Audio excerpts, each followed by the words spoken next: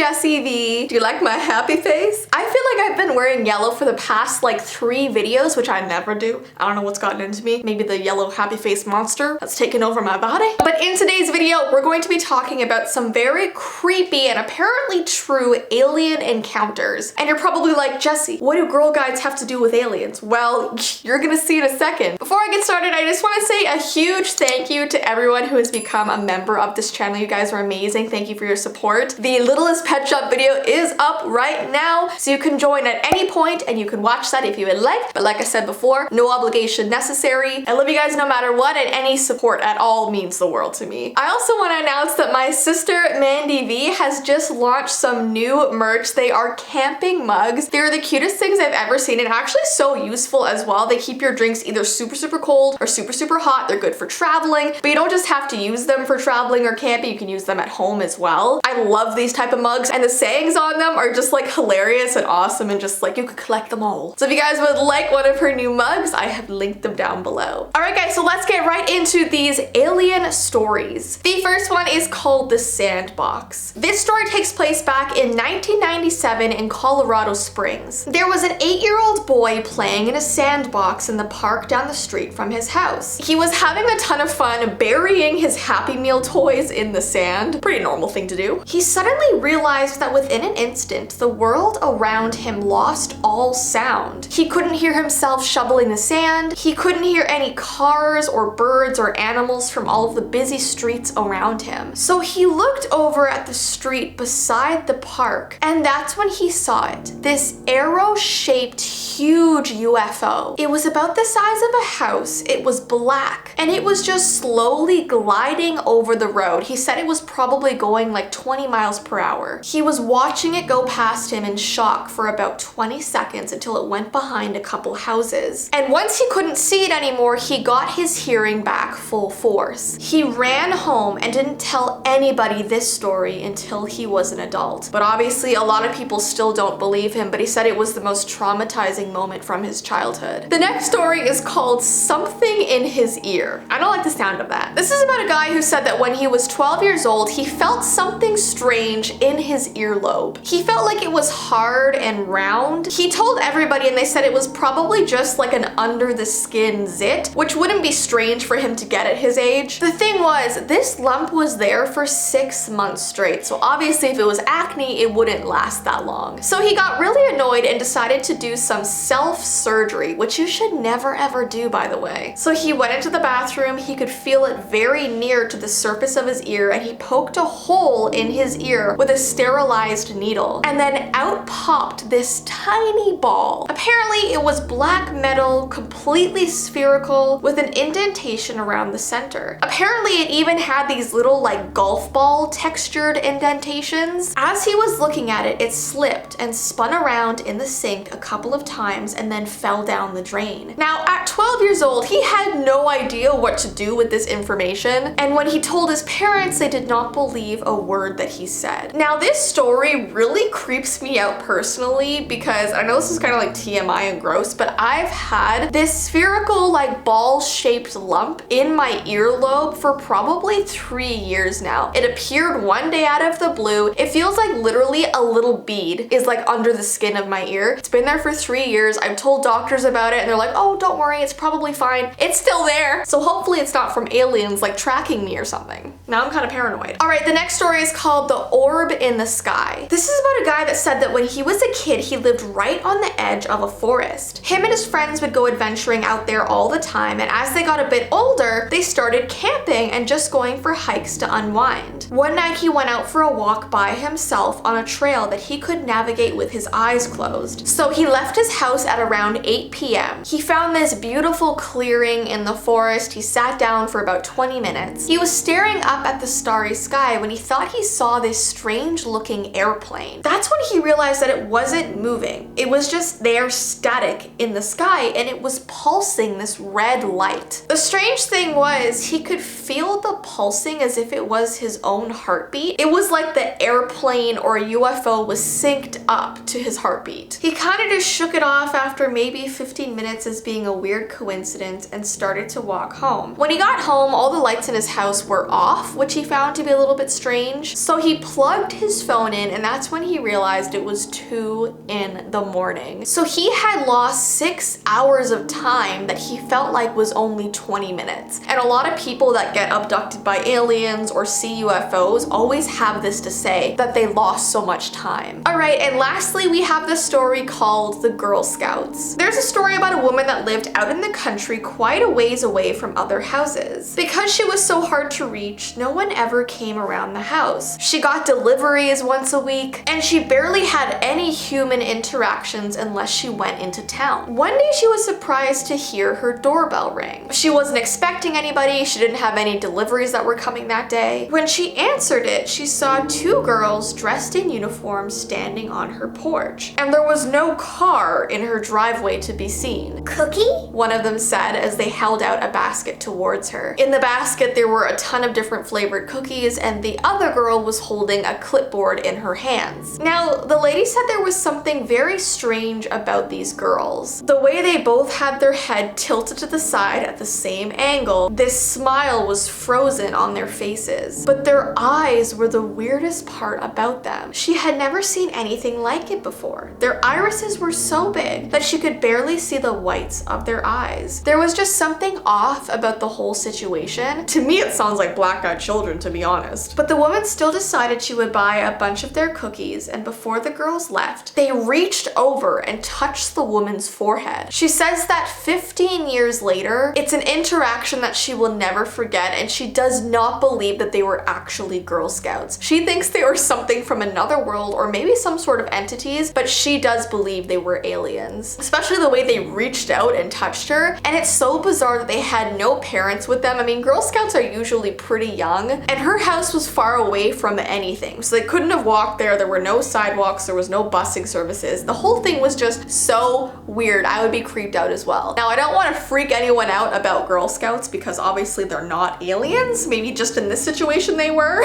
but don't treat them like aliens. They're fine. They just want to sell their cookies. Anyways, guys, I hope you enjoyed this video. If you want me to do a part 2 of creepy alien stories, there are literally thousands of stories I could talk about. I can make this into a whole series, so give this video a thumbs up if you want me to do that. Don't forget, if you would like one of my sister's new awesome camping mugs, I've linked them down below. And if you want to see the littlest pet shop video that is out right now, you can press the join button on my channel. I also have that link down below. But yeah, thank you guys so much for all of your support. I love you endlessly, and I will see you in my next video. Bye!